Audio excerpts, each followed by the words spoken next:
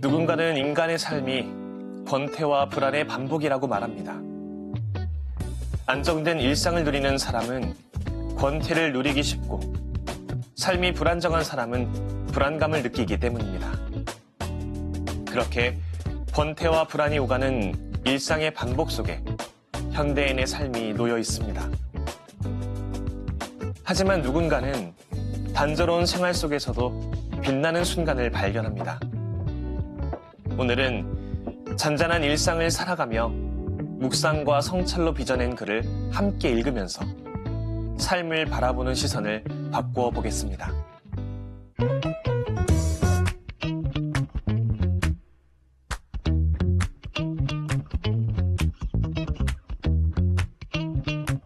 이 시간에 함께 읽을 책은 그것마저 놓아라입니다.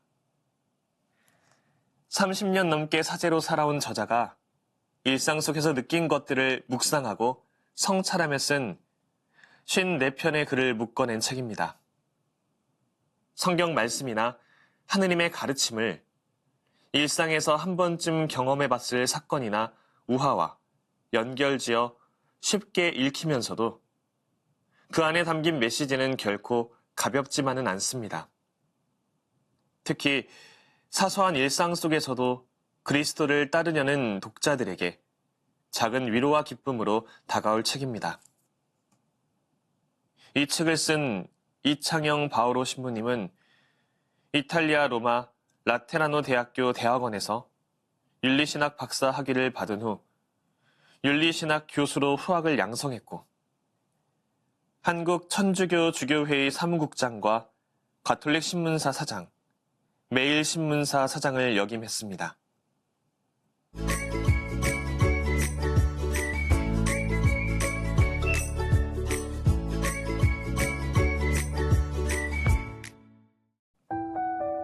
한 신자가 운 좋게도 하느님의 추천을 받아 천국으로 견학을 갔습니다. 천국 문 앞에는 베드로 사도가 열쇠를 쥐고 서 있었습니다.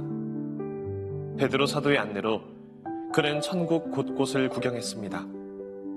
특히 베드로 사도는 천사들이 바삐 일하고 있는 작업장을 보여주었습니다. 작업장의 첫 번째 부서는 접수처라는 곳이었습니다. 그곳에서는 많은 천사가 눈코 뜰 새 없이 분주히 움직였습니다. 그곳은 세상 각지에서 수많은 사람이 보낸 청원서를 분류하는 작업장이었기 때문입니다. 이어 그는 베드로 사도의 안내로 두 번째 부서에 가보았는데 발송처라는 곳이었습니다. 역시 많은 천사가 쉴 틈 없이 땀 흘리며 열심히 일했습니다. 그곳에서 천사들은 세상 각지에서 청원서를 보낸 사람들에게 하느님의 답장을 발송했습니다. 그가 베드로 사도의 안내를 받아 마지막으로 찾아간 부서는 확인처였습니다. 그런데 이상하게도 그곳은 천사들이 눈코 뜰 새 없이 일하는 다른 부서와 분위기가 사뭇 달랐습니다.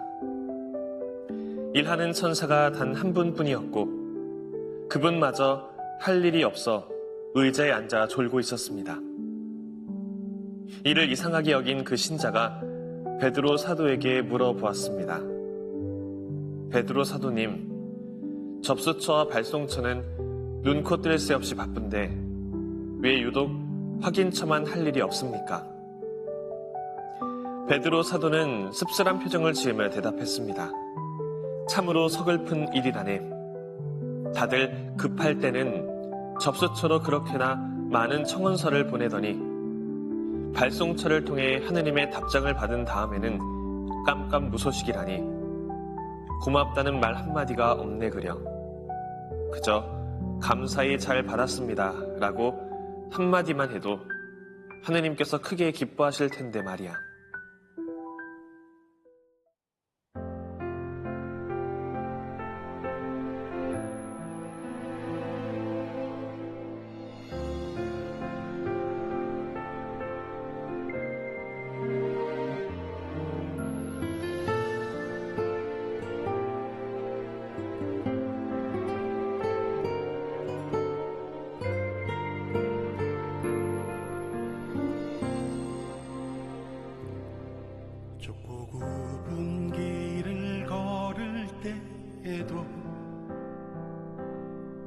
높고 험한 산을 넘을 때에도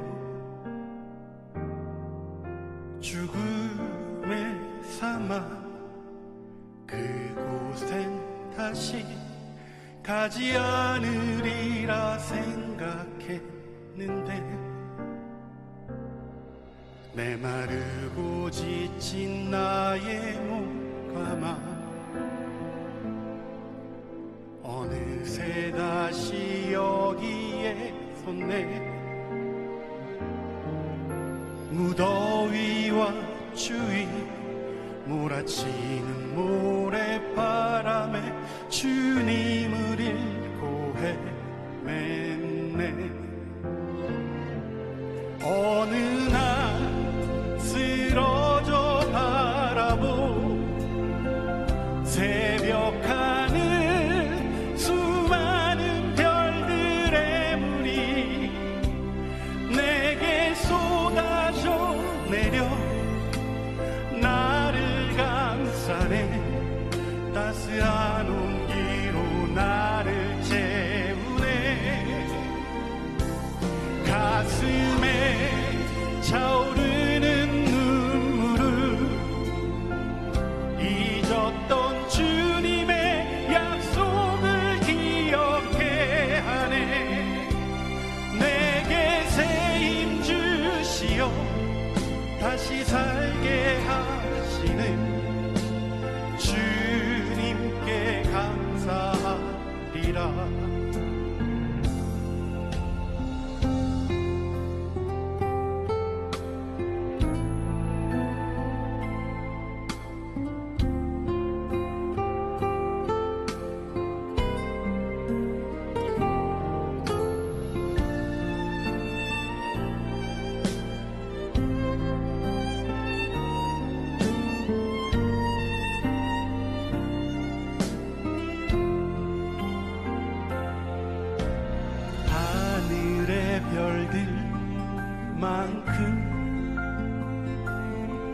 별들만큼 너를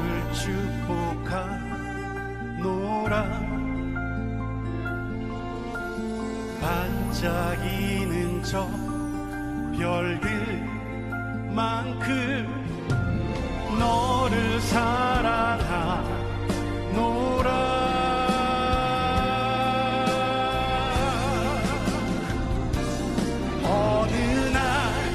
쓰러져 바라보 새벽 하늘 수많은 별들의 물이 내게 쏟아져 내려 나를 감싸네. 따스한 온기로 나를 채우네. 가슴에 차오르는 잊었던 주님의 약속을 기억해 하네. 내게 새 힘 주시어 다시 살게 하시는 주님께 감사하리라. 주님께 감사하리라.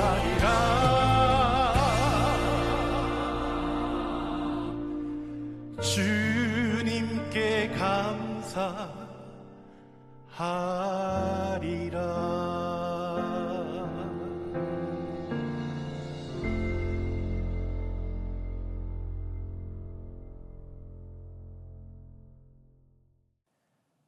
하느님과 함께하는 하루를 바라면서도 일상의 많은 순간에서 주님을 배제할 때가 많습니다. 하느님의 자리를 먼저 내어드리고 그분의 일하심을 기억할 때 하느님과 더욱 기쁘게 동행하게 될 것입니다. 이렇게 볼 때 묻지도 않고 따지지도 않습니다 라는 말은 자신을 낮추는 겸손의 표현입니다. 상대방을 얕잡아 보지도 않고 우습게 보지도 않고 내려다보지도 않는 곧 자신과 똑같은 사람으로 보는 평등과 겸손의 표현입니다. 바로 예수님께서 우리에게 죄를 짓고 살아가는 우리 모두에게 늘 말씀하십니다. 진심으로 회개한다면 당신의 죄를 묻지도 않고 따지지도 않겠습니다. 겸손한 사람은 자신을 뽐내지 않습니다. 남에게 보여주려고 행동하지 않습니다. 말로만, 입으로만 사랑과 용서를 외치지 않습니다. 남을 무시하고 가르치려 들지 않습니다. 남을 단죄하고 죄인처럼 취급하지 않습니다. 자신의 마음에 들지 않는다고, 자신을 인정해 주지 않는다고 남을 무조건 비판하고 헐뜯지 않습니다. 언제나 갑의 입장이 아니라 을의 입장입니다. 곧 겸손한 사람은 예수님처럼 묻지도 않고 따지지도 않는 사람입니다. 그렇다면 예수님을 믿고 따르는 우리는 어떻게 해야 하겠습니까? 우리도 예수님처럼 남이 실수와 잘못에 대해, 남이 지은 죄에 대해 묻지도 않고 따지지도 않아야 하겠습니다. 그러면 예수님께서도 우리의 실수와 잘못에 대해, 우리가 지은 죄에 대해 묻지도 않으시고 따지지도 않으실 것입니다.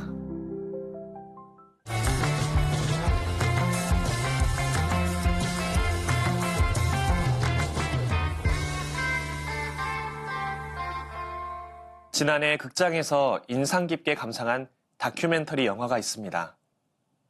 수카바티 극락축구단이라는 제목의 영화입니다. 영화는 조용하고 평범한 도시 안양의 과거와 현재를 비추는 것으로 시작합니다. 안양 출신의 영화감독이 보여주는 안양의 모습은 지극히 평범하고 별다른 즐길 거리가 없어 보입니다. 이어서 영화는 그런 안양을 일깨우고 뒤흔드는 존재들을 보여주는데 바로 K리그 프로축구팀 FC 안양의 서포터 레드입니다. 이들은 FC 안양의 전신인 안양 LG 치타스 축구팀 시절부터 이 안양을 극락의 도시로 거듭나도록 이끈 주역들입니다. 실제로 안양의 지명은 아미타불의 정토이자 깨달음이 동반된 즐거움의 세계를 의미하는 극락과 같은 뜻이라고 합니다. 그리고 극락을 뜻하는 산스크리트어가 바로 수카바티인데 이는 FC 안양 축구팀의 응원 구호이기도 합니다. 레드는 치타스 시절부터 K리그에서 손꼽히는 강성 서포터즈였습니다. 그런 레드에게 2004년 시즌을 앞두고 믿을 수 없는 소식이 전해집니다. 열성을 바쳐 사랑해온 치타스가 갑작스럽게 서울로 연고지를 옮기고 FC 서울로 재탕생된다는 것이었습니다. 졸지에 팀을 잃은 배신감을 넘어서는 허탈감과 무력감이 레드와 안양도시 전체를 휘감았습니다. 그렇게 응원하는 대상을 잃은 서포터즈는 그럼에도 해산하지 않고 과거의 열성을 곱씹으며 명맥을 유지합니다. 그로부터 10년의 세월이 흐릅니다. 레드는 안양 시민들과 함께 사랑하는 대상을 박탈당한 자리에 사랑하는 대상을 새로이 되찾아놓기 위해 힘을 모읍니다. 시민들의 지지와 지자체의 도움, 무엇보다 레드의 열성이 모여 결국 시민구단 FC 안양이 창단됩니다. 이 FC 안양을 상징하는 색은 보라색이 됩니다. 아주 붉은 것은 이미 보라색이다라는 슬로건 하에 안양의 새로운 축구팀은 그 시절보다 더 뜨겁고 강렬한 인장을 안양이라는 도시와 K리그 축구판에 새기고자 마음을 다잡습니다. 이후 영화는 2부 리그에서 즐겁게 고군분투하는 안양의 모습과 그런 FC 안양을 열렬히 응원하는 서포터즈들의 모습을 보여줍니다. 누군가는 이들의 이러한 열성을 두고 아무짝에도 쓸모없는 일이라 폄하할 수도 있습니다. 그렇게 왜 쓸데없는 일에 목숨 걸듯 매달리냐라는 식의 비아냥이 합리와 효율이라는 이름으로 포장되어 당연히 사용되고 있는 우리 사회를 향해 이 영화는 서포터즈들의 입을 빌려 좋아하는 것에 미쳐있는 시간이 우리를 구원할 거야 라고 외칩니다. 레드와 FC 안양이 걸어온 길은 유별나다라는 소리를 들을 만큼 무언가에 미쳐있는 사람들의 마음을 누군가 혹은 무언가와 뜨겁게 사랑하고 더 뜨겁게 이별하고 관계를 맺어온 이들의 마음을 붉은색보다 더 뜨거운 보랏빛으로 물들게 합니다. 실제로 FC 안양팀은 지난 시즌 2부 리그에서 1위를 차지하며 창단 후 처음으로 1부 리그로 승격을 합니다. 장황하게 다큐멘터리 영화 속 프로축구팀 서포터즈에 대해 이야기한 이유는 오늘 소개해드린 책 그것마저 놓아라에서 미친 사람이라는 제목의 내용을 시청자 여러분들과 나누기 위함입니다. 저자는 복음 안에서 미쳤다고 손가락질 받기도 했던 예수님을 필두로 예수님의 제자들과 열렬히 예수님을 추정하던 이들, 초기 그리스도교 공동체에 속한 이들, 그리고 한국의 순교자들이 모두 이 미친 사람의 범주에 들어간다고 말합니다. 그러면서 영원한 생명을 희망하며 부활을 믿는 그리스도인이라면 예수님처럼 또 예수님 때문에 미친 사람 소리를 들어야 한다고 말합니다. 영원한 생명이신 하느님을 위해 하나뿐인 목숨을 바친 순교자들처럼 미친 사람 소리를 들을 수 있어야 한다고 말합니다. 저는 이 대목에서 우리 그리스도인들이 취해야 할 미친 사람의 표본을 영화 수카바티 극락축구단이 소개하는 FC 안양 축구팀의 서포터즈들로부터 발견해낼 수 있었습니다. 어떠한 대가도 바라지 않고 오히려 자신의 시간과 사비를 털어가면서까지 또 설령 응원하는 팀이 오랫동안 좋은 성적을 거두지 못하더라도 자신이 사랑하는 지역 연고팀을 미친 듯이 응원하고 지지하는 서포터즈들의 모습으로부터 주님을 미친 듯이 사랑하고 교회를 미친 듯이 지지하며 성경 말씀을 미친 듯이 탐독하는 신앙인의 모습을 떠올려 봅니다. 새해에는 이전보다 더욱 주님에게 미쳐있는 우리가 될 수 있으면 좋겠습니다. 이렇게 우리는 삶을 살아가는 동안 늘 선택의 기로에서 갈등합니다. 무엇을 하는 것이 올바른 선택인지, 어떻게 하는 것이 최선의 판단인지 깊이 고민합니다. 그런데 선택은 늘 쉽지 않고 만만치 않습니다. 그렇지만 하느님을 믿고 살아가는 우리에게는 분명한 판단의 기준, 선택의 기준이 있습니다. 중대한 선택의 기로에 서 있다고 해도 우리에게는 분명한 원칙이 있습니다. 그것은 다름 아닌 신앙적 판단, 신앙적 선택입니다. 신앙적 판단, 신앙적 선택이란 나의 뜻이 아니라 하느님의 뜻을 먼저 따르는 것입니다. 하느님의 말씀에 먼저 귀를 기울이고 그 말씀의 모든 것을 내맡기는 것입니다.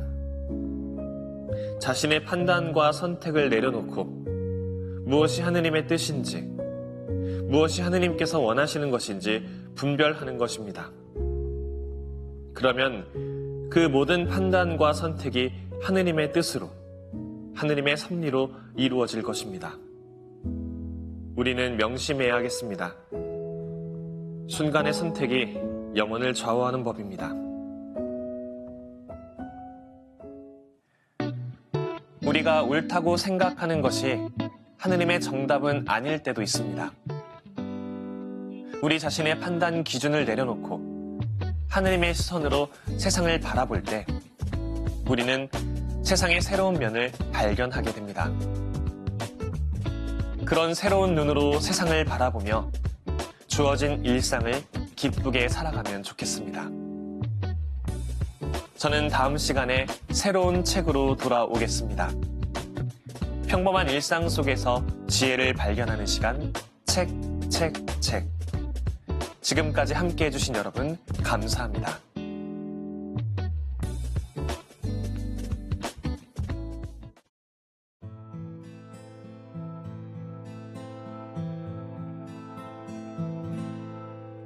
세상의 시선, 두려운 마음, 동굴 속에 숨어 있는 나를 나와서 산 위 주님 앞에 서라 하시네.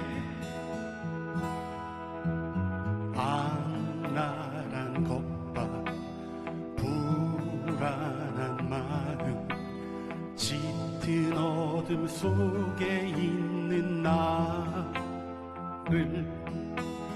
나와서 사니 주님 앞에 서라 하시네.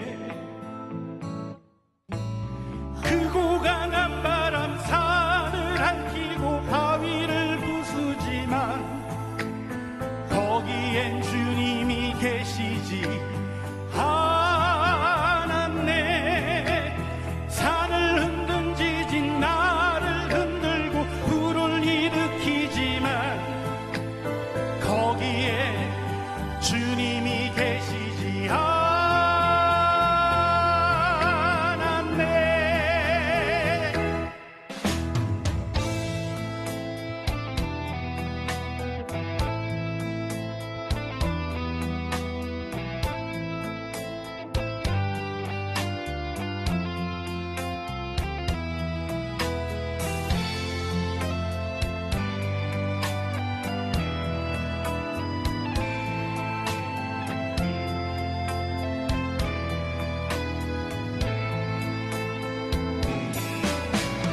크고 강한 바람 산을 핥히고 바위를 부수지만 거기엔 주님이 계시지 않았네.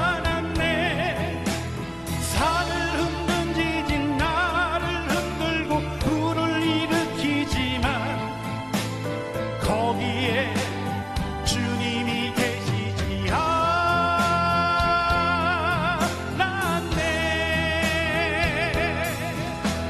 주님이 계시지 않았네. 주님이 계시지 않았네. 주님은 조용하고 부드러운 소리로 나를 바라보시네. 주님은 조용하고 부드러운 소리로 내 앞에 계시네. 내 앞에 계시네.